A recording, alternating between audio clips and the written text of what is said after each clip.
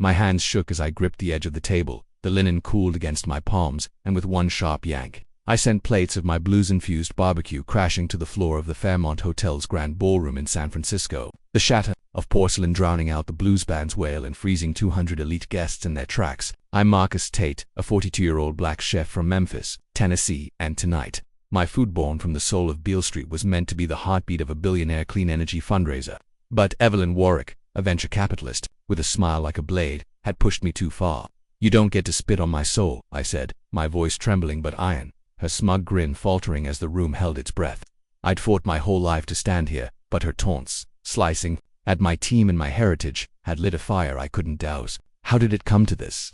My mind raced back to the start of the night, the weight of every choice leading to this moment. Knowing one wrong move could cost me everything I'd built.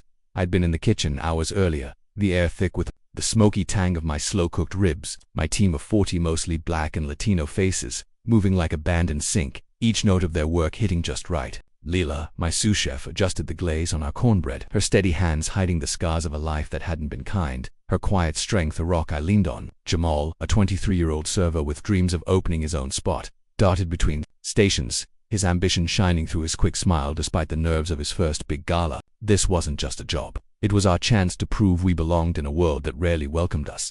I'd started with a food cart in Memphis, slinging ribs to blues fans, turning skeptics into believers with every bite. My grandmother Hattie's voice still guided me, her hands kneading dough in our cramped kitchen, saying, "Cook with your blues, Marcus. Let M feel your heart." That heart was in every dish tonight. In the music and food mentorship I ran for Triscuits in Oakland, teaching them to channel pain into art. But as I checked the ribs, a sharp laugh from the ballroom cut through the kitchen's rhythm, cold and familiar, like the slurs I'd heard as a kid in Memphis. The laugh belonged to Evelyn Warwick, a venture capitalist whose icy blonde hair and tailored suit screamed untouchable power, flanked by Roland Hayes, a tech CEO with a fake smile, and two male investors whose cufflinks gleamed like their arrogance. Evelyn's reputation preceded her: ruthless, charming, and known for crushing anyone who crossed her. Her table was a stage, her voice carrying as she said, "Barbecue. Bit Laurent for the Fairmont, isn't it?" The words hit like a jab, but I kept stirring the sauce, my jaw tight. I'd faced this before: clients who saw my skin and assumed my food was street, not art. At my first big gig in Nashville, a guest had called me boy and refused my plate, and I'd served him anyway, swallowing the sting.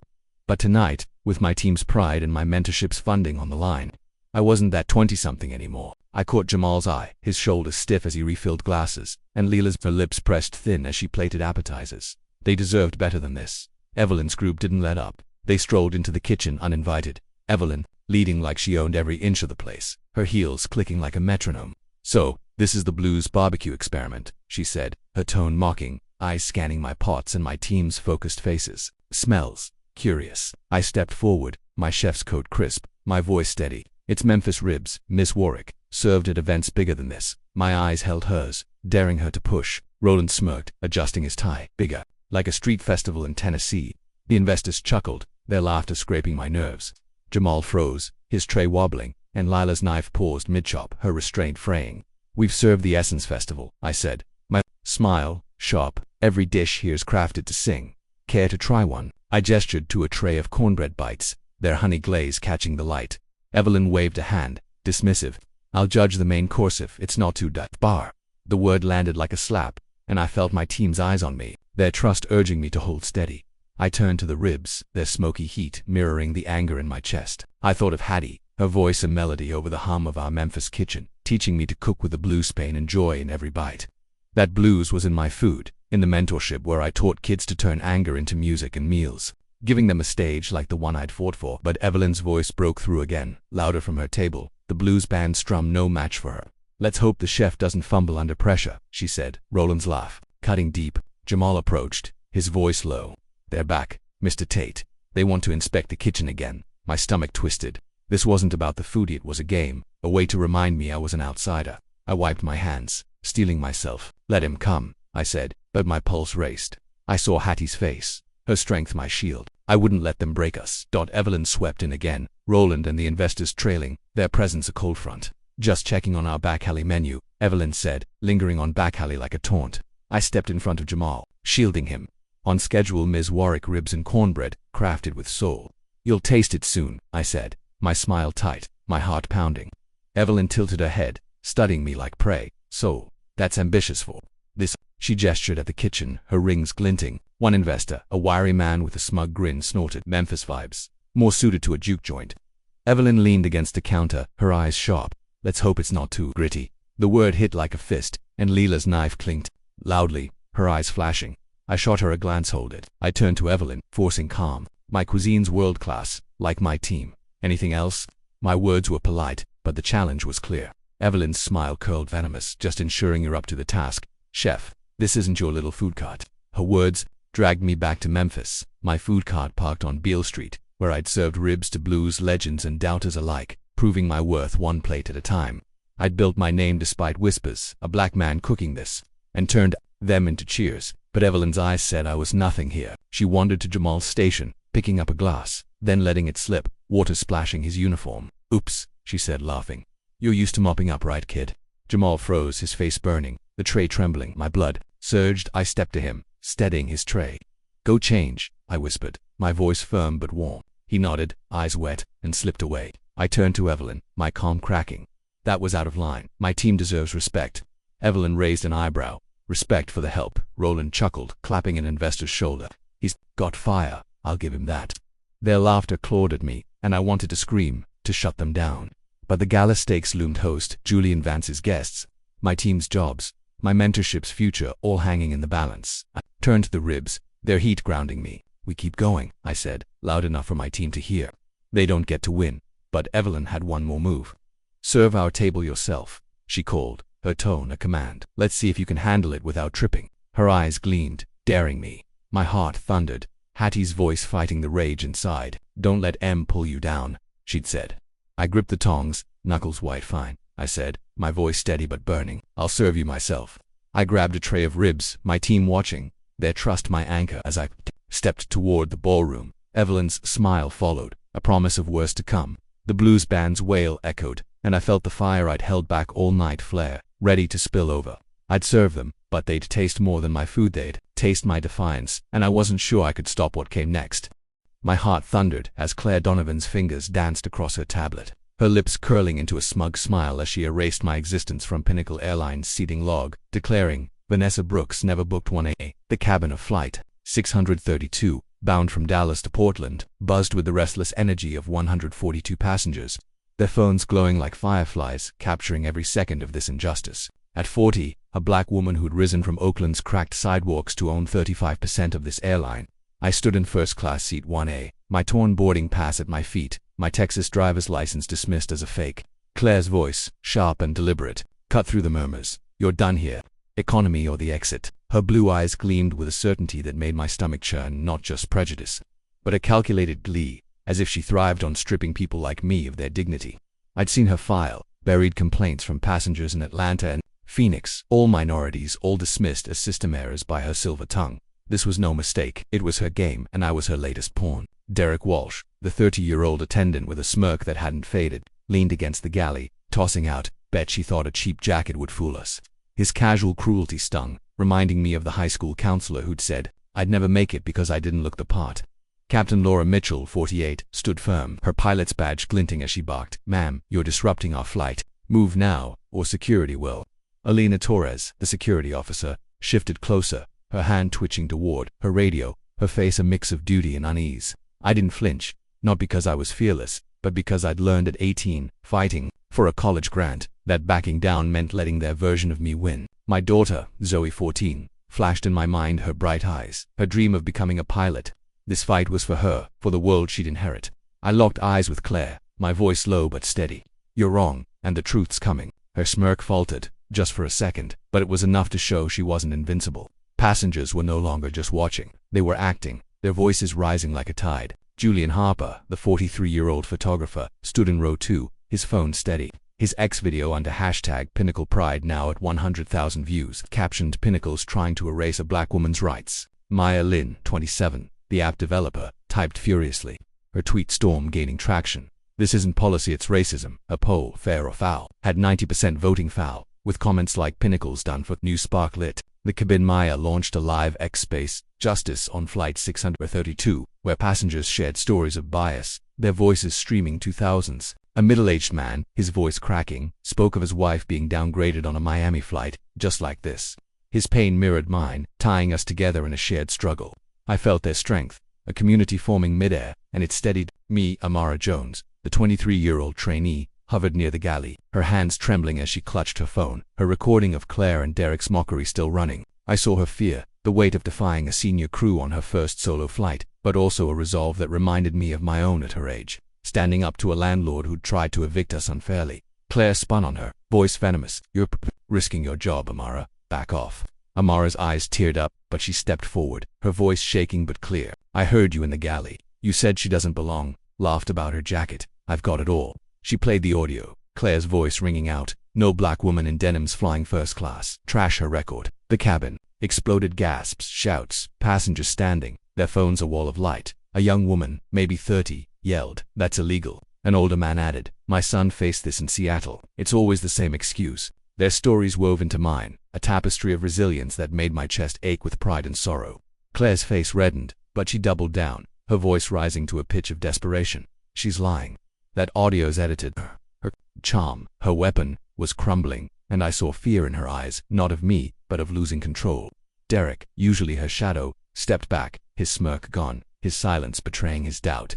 Laura tried to regain order, her voice sharp. "Everyone, sit. This is FAA protocol." But the passengers weren't hers anymore. They were ours. Elena's hand hovered over her radio, but her eyes darted to me, searching, as if she sensed the tide turning. I thought of my keynote in Portland, where I'd speak on equitable education, on giving kids like Zoe a fair shot. Claire's actions weren't just about me, they were a barrier to that future, a gatekeeper's veto on who gets to rise. I spoke into my phone, my voice calm but heavy. "Nadia, make sure Simone, Ethan and Rachel hear Amara's audio. Tell them Claire's pattern ends tonight." Nadia's reply was swift. "Board's in session. They're reviewing everything, Vanessa." Claire overheard, her panic now visible, her fingers gripping her tablet like a lifeline. "You think you're somebody," she hissed, but her voice cracked, her confidence unraveling. I didn't answer, letting the weight of her words hang, knowing the truth was my shield. Julian's video hit 200,000 views, his live X space now streaming to 5,000 listeners, passengers' stories pouring. In a black man denied boarding in Denver, a Latina woman humiliated in Boston. Maya's poll surged, comments demanding Claire's firing. The cabin was a courtroom, and Claire was on trial. I thought back to my first board meeting at Pinnacle where I'd faced skeptical stares, whispers of diversity hire. I'd won them over with results. But the memory fueled me now. Claire wasn't just biased, she was a system, a gatekeeper who'd buried complaints to protect her power. Her file haunted me. 3 passengers, all minorities, their seats lost after she tampered with records.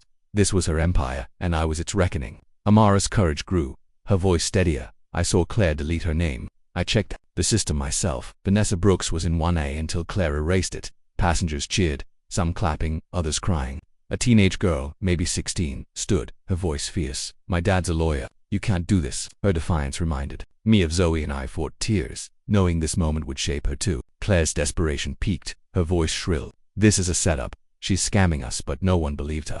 Derek muttered, "Claire, you went too far." His loyalty fracturing. Alina lowered her hand, her face conflicted, as if she saw the truth but feared its cost. I faced Claire, my voice cutting through the chaos. "You didn't just erase my set, you erased me, my work, my worth, but you can't erase the truth." Her eyes widened, her charm gone, replaced by a raw fear of consequences. Passengers grew bolder, their phones a chorus of justice. Julian shouted, "We're not letting you drag her off." Maya added, "Pinnacle, the world's judging you." Their voices were a shield, protecting me, empowering me. I thought of my mother, who'd worked double shifts to keep us afloat, who'd taught me to fight with grace. This was her legacy, too. Amara played her audio again, Claire's voice damning. "She's nobody in that jacket." The cabin roared, passengers forming a loose blockade, their bodies a wall between me and Elena's radio. An older woman, her voice trembling, shared, "My daughter was profiled on a flight. No one listened. Thank you for fighting." Her words broke me, not with sadness but with purpose. I spoke to Nadia again. "Tell the board Claire's done, and make sure Amara's protected." Nadia's voice was firm. "Simone's ready to act. You've got full authority." Claire's face paled, her tablet slipping in her hands. "You can't do this," she whispered, but her voice was hollow. Derek stepped further back, his eyes darting, his cowardice clear.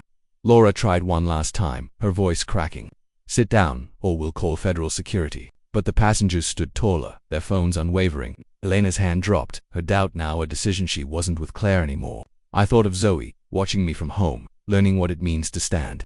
This wasn't just about 1A. It was about every seat, every chance, every dream Claire tried to steal. Julian's X Space hit 10,000 listeners, Maya's poll trending nationally. The cabin was alive, a revolution at 5,000 feet, and I was its heart. I stood taller, my voice a blade. Claire, you've got one chance to step back. Choose wisely. Her eyes met mine, not with defiance, but with terror, as Nadia's voice broke through. Vanessa, the board's voting now. Claire's fate is sealed. The Starlight Palace hotel lobby crackled with a raw, unyielding energy, as if the air itself demanded justice. I stood at the center, Ethan's hand in mine, his small chest rising with a courage that made my heart ache and soar. Vanessa Cruz's eyes darted across the crowd, her one sharp smirk replaced by a tight-lipped panic. She gripped the counter, her ambition, that fierce drive born from years of being overlooked in Miami's cutthroat hospitality world, now a crumbling facade. She'd built her power by controlling who belonged, but the phones filming her, the voices chanting, and the digital feedback board flashing justice for Naomi, stripped her bare. I saw her not just as the villain, but as a woman who'd let resentment poison her choices, her need to dominate turning Ethan and me into targets. "You've blown this out of proportion," she stammered, her voice thin, but I held her gaze. "No, Vanessa," I said, my words steady. "You did that when you erased my son's birthday for a bribe." Ethan's eyes met mine, searching for reassurance. "We're winning, right, Mom?" he whispered. I squeezed his hand. "We're fighting, baby, and that's bigger." At 42, I'd faced bias in boardrooms and tech pitches, but this fight for Ethan, for every guest judged by their skin, was personal, and I wouldn't back down. Jada Ruiz's Instagram livestream surged to 10 million views, her caption blazing Starlight Palace's racism caught red-handed. She narrated with fire. "This black CEO owns 35% of this hotel, and they're trying to kick her out."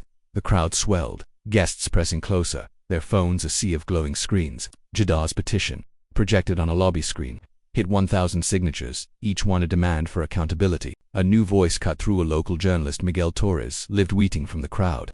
"Starlight Palace staff delete valid reservation of black shareholder Naomi Carter.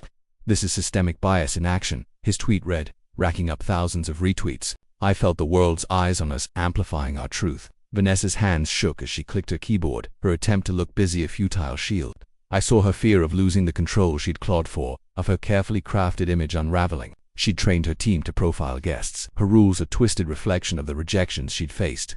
But now those rules were her undoing. Sofia Mendez, the intern, stood taller, her voice no longer trembling.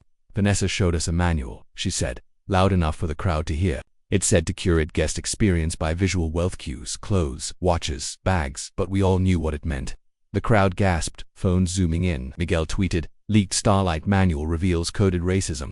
Staff trained to exclude." I seized the moment, my voice rising. "You didn't just deny us a room, you followed a system designed to keep people like us out." Vanessa's face flushed, her defiance crumbling. "That's not what it was," she snapped, but her voice cracked. I saw her passed in that moment, passed over for promotions, her talent ignored because she wasn't polished enough. She'd turned that pain outward, making Ethan and me her scapegoats. But the crowd wasn't hers anymore. Ethan stepped forward, his voice clear. "You said we don't belong, but my mom helped make this hotel." The room hushed, his words a child's truth slicing through the chaos. Pride surged through me, mingled with pain. He was learning too young what it meant to fight for his place. I knelt, whispering, "You're my hero, Ethan." His smile, small but fierce, steadied me. I'd taught him resilience, but he was teaching me courage. I stood facing Lisa Powell, the manager whose cold facade was cracking. "You let this happen," I said. "You trained your team to judge us before we spoke." Lisa opened her mouth, but no words came. Brian Holt, the other clerk, shrank back, his guilt plain. He was young, maybe 22, caught in Vanessa's orbit. But I saw his shame. He'd followed her lead, not the company's. Derek Miles, the security officer, stood frozen, his earlier hesitation now a full retreat. "I'm not touching them," he repeated, his voice firm. The crowd cheered, Miguel tweeting, "Security officer refuses to escalate." Tides turning at Starlight. "Marcus Tate, my assistant," whispered Olivia Grancia. I nodded, my resolve hardening. Olivia strode through the glass doors, her navy suit a signal of authority, her eyes scanning the chaos. "Naomi," she said, her voice warm but urgent, "are you and Ethan okay?" I met her gaze. "We're standing, but your staff tried to break us. They deleted our reservation, took a bribe, and followed a manual that codifies bias." Olivia's jaw tightened, her eyes flicking to Vanessa, Lisa, Brian, and Derek. "You recognize Naomi Carter, don't you?" she asked them. Vanessa's silence was deafening, her hands gripping the counter like a lifeline. I spoke, my voice carrying and demanding the immediate termination of Vanessa Cruz, Lisa Powell, Brian Holt, and Derek Miles. They humiliated my son, violated policy, and endangered every guest's trust. The crowd roared, Jada's stream hitting 15 million views, her narration fierce, Naomi's calling for accountability, and the world's behind her. Vanessa's panic erupted. You can't do this. I was protecting the brand, but her words drowned in the crowd's chants. Fire them, fire them. I saw her desperation, her ambition twisting into a trap. She'd thought she could control this space, but she'd underestimated the power of truth. Olivia raised a hand, silencing the room.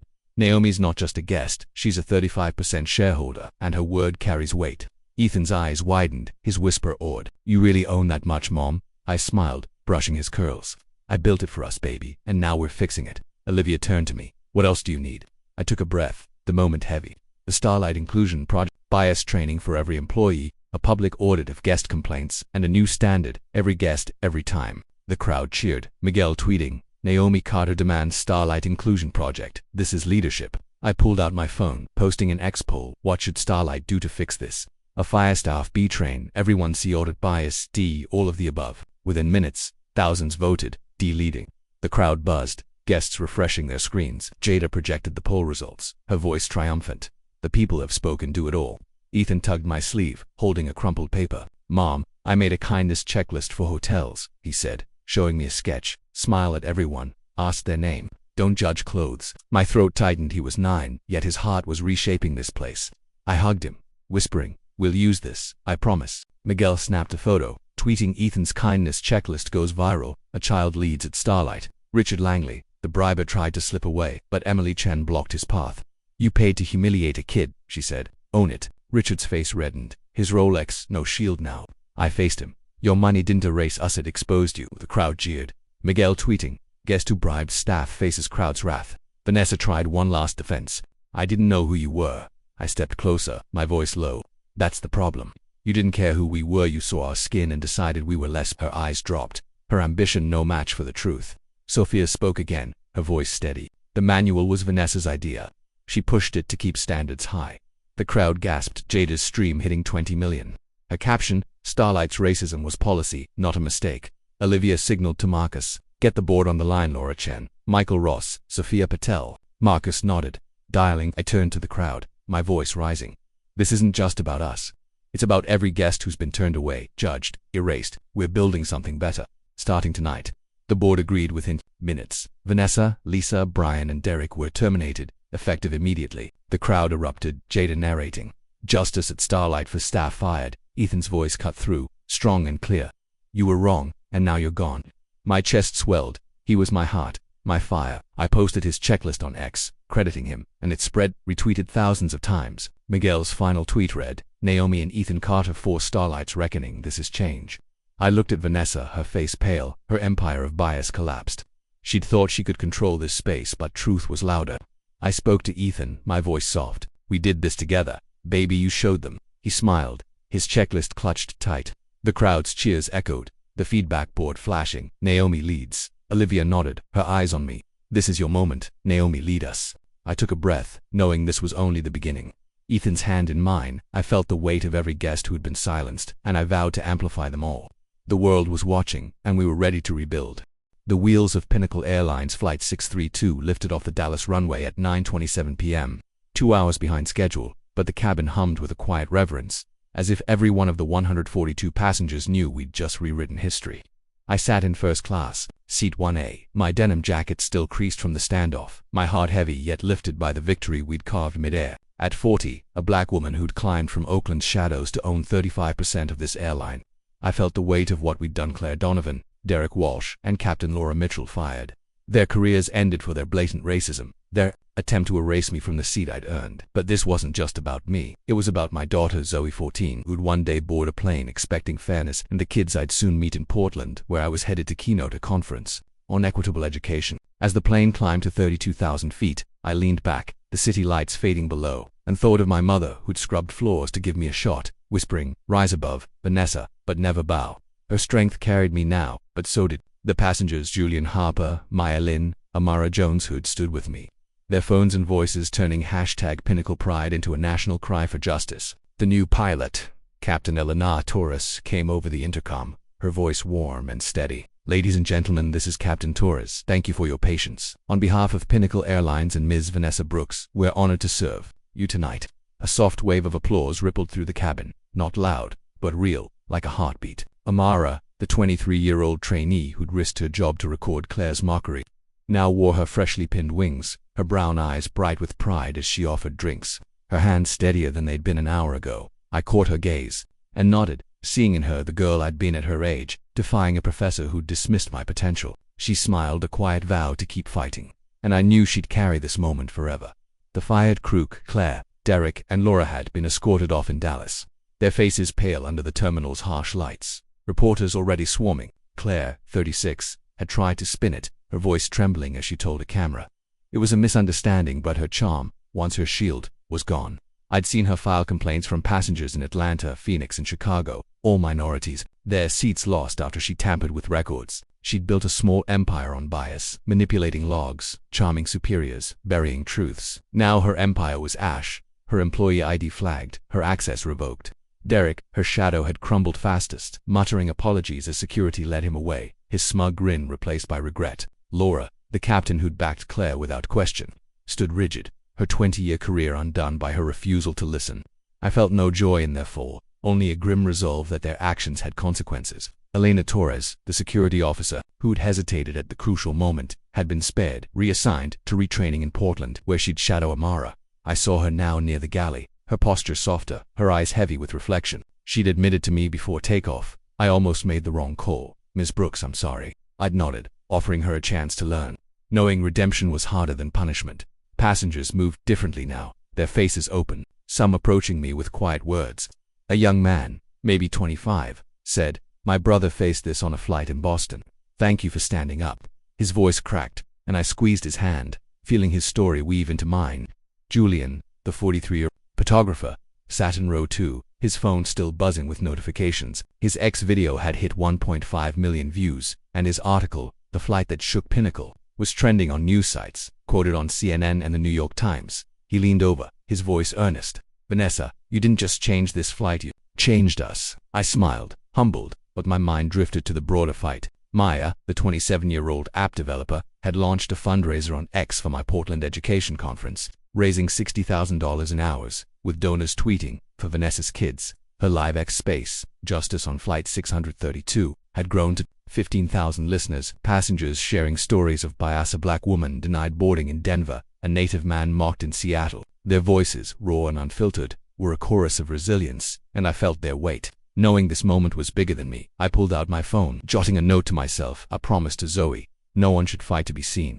The thought stirred a memory of my first Pinnacle board meeting, where I'd faced cold stares, whispers of affirmative action. I'd won them over with numbers, revenue up 20% under my leadership, but the sting lingered. Claire's actions were a mirror of that skepticism, a belief that people like me didn't belong at the top. I called Nadia, my assistant, my voice low. "Nadia, start drafting a Flyfair app. Real-time bias reporting. Anonymous. Straight. To the board. Get Amara on the design team." Nadia's reply was swift. "Brilliant. Vanessa, I'll loop in tech. Amara's going to love this." The idea had sparked during the standoff, when Amara's audio had turned the tide. If passengers and crew could report incidents instantly, gatekeepers like Claire would lose their power. I imagined Zoe using it one day. Her voice heard without fear. Passengers began an impromptu Q&A, their questions gentle but probing. A woman, maybe 50, asked, "How do you stay calm when they treat you like that?" I paused, thinking of my mother's double shifts, her quiet dignity. I think of the people I'm fighting for, my daughter, your kids, the next generation. Anger's fuel, but love's the engine. Her eyes teared up, and I felt a connection, a shared hope. A college student asked, "What's next for Pinnacle?" I smiled, leaning forward. "We're rewriting the rules, training, accountability, a culture where everyone belongs. You'll see it." The cabin nodded. Their trust, a gift I vowed to honor. Julian recorded the Q&A, posting clips to X, each one gaining thousands of likes. Maya's fundraiser hit $80,000, with a donor commenting, "For Vanessa's courage." I blinked back tears, overwhelmed by their belief in me. Amara approached, her wings gleaming, her voice soft. "Ms. Brooks, I'm scared I'll mess this up being a leader now." I saw her doubt, the same I'd felt at 23, pitching my first startup. "You already led, Amara. You spoke when it was hard. That's the start." She nodded, her smile growing, and I knew she'd rise, just as I had Alina, shadowing her, lingered nearby, her face a mix of shame and resolve. She spoke quietly. "I'm learning, Ms. Brooks. Amara's teaching me more than I expected." I nodded, seeing her effort, knowing change was a journey. The Wilsons, the couple who'd taken my seat, sat silently in 1A, their heads low. I'd asked them to apologize publicly during the standoff, and they had, their voices shaky on Julian's video. Now, they avoided my gaze, their platinum tags dull in the cabin light. I felt no anger, only a hope they'd carry this lesson forward. Nadia's voice broke through my earpiece, urgent. "Vanessa, we've got something big." Derek admitted in his exit interview Claire orchestrated at least for prior incidents. All minorities in Miami, Denver, Boston, and Houston. Logs tampered, complaints buried. My jaw tightened, the scope of Claire's deceit hitting hard. She wasn't just biased, she was an architect of exclusion. Her charm a mask for systemic harm. I thought of those passengers, their voices silenced, their dignity stolen. "Nadia, tell Simone to launch a full audit. Every base, every log, and get legal ready for a DOJ briefing." Nadia's reply was firm. "Already on it. Simone's drafting a public statement for tomorrow." I leaned back, the clouds outside thinning to reveal a stretch of stars. Claire's pattern was a cancer, in Pinnacle, and I was the surgeon. Passengers shared more stories, their voices soft but powerful. A father spoke of his son, profiled at a gate in Chicago, his dream of flying dimmed. A woman shared her mother's humiliation on a Phoenix flight, her seat given to a VIP. Each story was a wound, but also a spark, fueling my resolve. I thought of my keynote, where I'd speak on equity, on dismantling barriers. This flight was my opening argument, a testament to what happens when we stand together. Julian's article went viral, shared by celebrities and activists, #Pinnacle Pride trending globally. Maya's fundraiser hit $100,000, with a note for the kids Vanessa fights for. I closed my eyes, my mother's voice echoing, "Rise above." This was her victory, too. Amara served the last drinks, her confidence growing, her wings the symbol of her courage. Alina watched her, learning her face softer now. Passengers clapped as Amara passed, their gratitude clear. I spoke to Nadia again. "Ensure every passenger gets a refund, platinum status, and a personal apology. No exceptions." Nadia replied, "Processing now." And Amara's set for mentorship with our day lead. I smiled, knowing Amara's star was rising. The cabin settled, a calm after the storm, but I felt the weight of what lay ahead: a federal audit, a cultural overhaul, a promise to Zoe and every passenger that Pinnacle would fly fair. As the plane cruised, I looked out at the stars, my heart full, knowing this flight wasn't just a journey, it was a revolution, and we were just getting started. The hum of Flight 632's engines faded as we touched down in Portland at 11:15 p.m. The city's lights a quiet embrace after the fire we'd kindled at 32,000 feet. I sat in seat 1A, my denim jacket creased but unbowed, my heart a mosaic of triumph and duty. At 40, black woman who'd fought from Oakland's hardscrabble streets to own 35% of Pinnacle Airlines. I'd faced Claire Donovan's venom, her calculated racism that tried to erase me from my rightful place, and turned a single flight into a clarion call for justice. The cabin, once a crucible of conflict, now glowed with solidarity.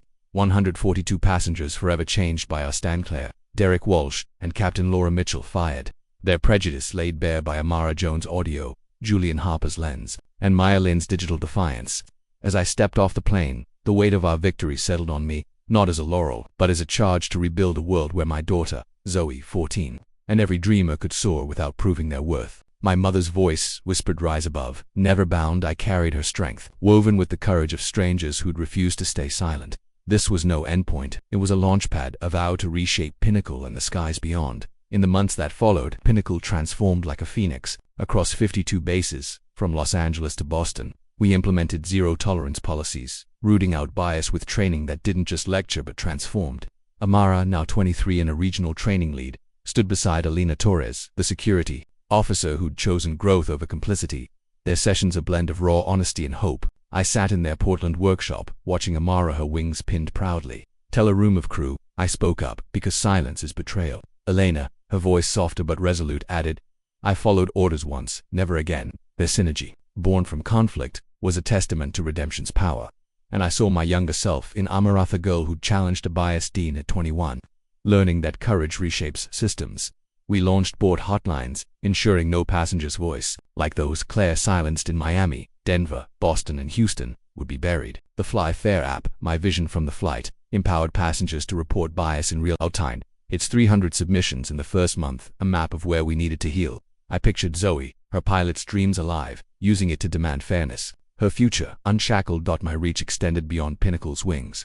In Portland, My keynote, Equity in Education, electrified the conference, the crowd chanting Flight 632 as I wove Claire's prejudice into a broader fight for every child's chance. I spoke of Amara's defiance, Julian's footage, and the passengers who stood. Their stories a blueprint for dismantling barriers.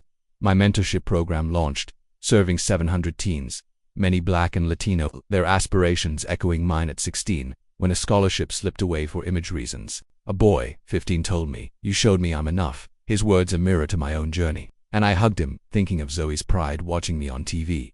Pinnacle partnered with Morehouse and Clark Atlanta Universities for Brooks Skyward, a pilot training program for 60 students, each scholarship a tribute to my mother's grit. At the Atlanta launch I said, "Flight 632 taught us, no one's grounded by bias here." The applause shook the room, and I felt my mother's presence, her double shifts alive in every dreamer we lifted. The passengers of Flight 632 became architects of change. Julian, 43, won a Pulitzer for his article, "The Flight That Redefined Fairness," its words fueling Senate debates on airline equity. He met me in Portland, his camera now a beacon, and said, "Vanessa, you gave us purpose." I replied, "You gave it volume." Maya, 27, saw her fundraiser hit $300,000, funding my program's expansion, her X-Space, a global forum for justice. She founded Fairfly, an AI startup detecting bias in airline data, telling me Flight 632 was my code. Passengers, like the nurse whose nephew faced profiling, joined Pinnacle's Day Council, their insights shaping policy. Each received a refund, platinum status, and my personal apology, one writing back, "You made my daughter believe in fairness." Their notes adorned my desk, a constellation of shared resolve. Claire's legacy was a wound we cauterized. The federal audit exposed her tampering 5 minority passengers targeted in Miami, Denver, Boston, Houston, and Chicago, prompting a DOJ probe. I testified before Congress, my voice unwavering. Fairness is a right, not a privilege. The chamber's ovation echoed Flight 632's claps, and I thought of Claire. Her job applications rejected, her name a cautionary tale. Derek faded into silence, his apologies hollow. Laura faced a pilot's union ban, her authority undone. I felt no glee, only a duty to end their cycle of harm.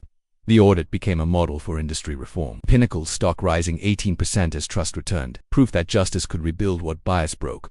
Amara's voice grew louder. Her blog, The Cost of Courage, hitting 600,000 views, inspiring young workers to speak out. At a Pinnacle event, she honored me, saying, "Vanessa Brooks showed me truth is stronger than fear." I hugged her, whispering, "You found that strength yourself." Elena's article, Choosing Right, detailed her shift from enforcer to ally. Its 200,000 reads, a training staple. Their stories, raw and real, were my pride. Echoes of my fight against a biased landlord at 20, the Wilsons, who'd taken my seat, funded a scholarship. Their letter vowing to do better, I accepted, not for them, but for the students it would lift. Their silence a lesson in accountability. Portland's airport unveiled a mural. Justice at 32,000 feet, capturing Amara's raised phone. My silhouette in 1A, and the passengers. Unity. At its unveiling, Zoe held my hand, her voice awed. "Mom, this is forever." I nodded, tears falling. "It's us, Zoe." The mural, seen by millions, quoted my testimony, a symbol of what we'd built. I visited my mother's grave, placing a Pinnacle pin beside her stone, whispering, "We soared, Mama." Her sacrifices, her love, lived in every reform, every life we touched. Boarding another Pinnacle flight, seat 1A, I was greeted by a black captain. Her nod a promise of change. The crew, diverse and warm, called me Ms. Brooks, their respect earned, not demanded. I looked back on Flight 632, reflecting on my journey from a girl denied a scholarship, to a CEO denied a seat, to a leader who reshaped an airline. I'd learned that courage isn't solo, it's collective, built by voices like Julian's, Maya's. I learned that racism, like Claire's, thrives in silence, but falls when we speak. I learned that love for Zoe, for my mother, for justice outlasts hate. Most of all, I learned that standing, even when it's hard, plants seeds for a fairer world. To you, reading this, I ask, if you were in a similar situation, facing racial profiling, appearance-based judgment, classism and racism in premium travel, or disregard for evidence, how would you approach it to achieve the best outcome? Would you speak, film, or stand, knowing your voice could shift history? Your choice, like ours on Flight 632, could light the way. Share your story, challenge bias, and fly fair. Because this isn't just my fight, it's ours, and the sky belongs to us all.